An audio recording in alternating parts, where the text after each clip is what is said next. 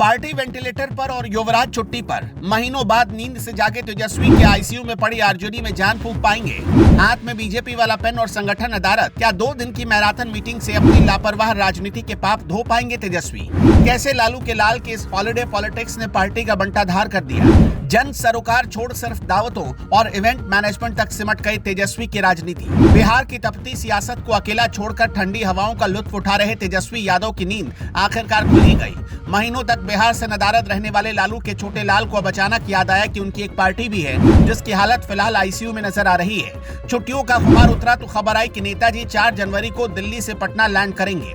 आलम देखिए कि जब बिहार में राजनीतिक हलचलें उफान पर थी और आरजेडी का कार्यकर्ता नेतृत्व के लिए तरस रहा था, तब तेजस्वी यादव अज्ञातवास में मौज काट रहे थे।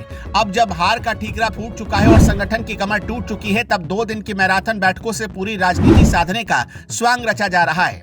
5 और 6 जनवरी को होने वाली समीक्षा बैठक महज एक औपचारिकता से ज्यादा कुछ नहीं लगती। जिस पार्टी के पास आधे से ज्यादा प्रखंडों में अध्यक्ष तक नहीं, उसके सर्वे सर्वा चुनाव के वक्त बाहरी एजेंसियों के भरोसे डिजिटल राजनीति कर रहे थे। कार्यकर्ताओं की व्यथा तो देखिए। वो बताते हैं कि प्रचार के दौरान उनके हाथों में भाजपा के रंग वाले पेन थमा दिए गए। जो पार्टी खुद को भाजपा का मुख्य विकल्प कहती है, उसके प्रचार में विरोधी का रंग घुल जाना ये बताने के लिए काफी है कि नेतृत्व किस कदर लापरवाह और दिशाहीन हो रहा है। सितंबर में मंगनी लाल मंडल को प्रदेश अध्यक्ष बनाया गया, लेकिन कमेटियां बनाने की फुर्सत किसी को नहीं मिली। तर्क दिया गया कि चुनाव सिर पर है, इसलिए पुरानी कमेटियों से काम चलाओ। नतीजा ये हुआ कि संगठन सुस्त पड़ रहा और नेता प्रतिपक्ष छुट्टियां मनाने में व्यस्त रहे।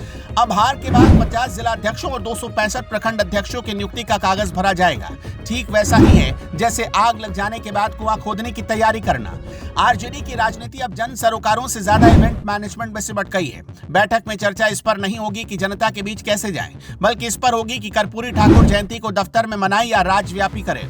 उससे भी बड़ा गंभीर मुद्दा यह है कि 14 जनवरी को 10 सर्कुलर रोड पर दही चूड़ा भोज का आयोजन किस लेवल पर होगा। ऐसा लगता है कि विपक्ष की पूरी ताकत अब सियासी दाव पेचों के बजाय मेन्यू कार्ड तय करने में खर्च हो रही है। बिहार में पिछले कुछ महीनों में कई बड़े बदलाव देखे।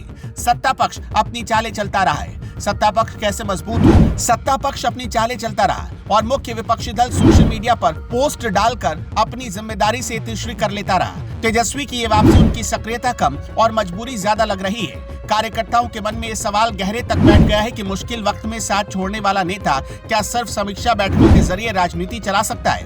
तेजस्वी यादव को अब ये समझना होगा कि बिहार की जनता और उसके अपने कार्यकर्ता उनकी हॉलिडे पॉलिटिक्स को गौर से देख रहे हैं। क्या वे एक गंभीर नेता की तरह मैदान में उतरेंगे या फिर अगली बार किसी और सीजन में दोबारा लंबी छुट्टी पर निकल जाएंगे? फिलहाल तो बस इतना ही कहा जा सकता है कि लालू के लाल जाग तो गए हैं, लेकिन क्या उनकी यह जागृति पार्टी में कोई जान फूंक पाएगी या ये भी महज एक मीटिंग मैराथन बनकर रह जाएगी?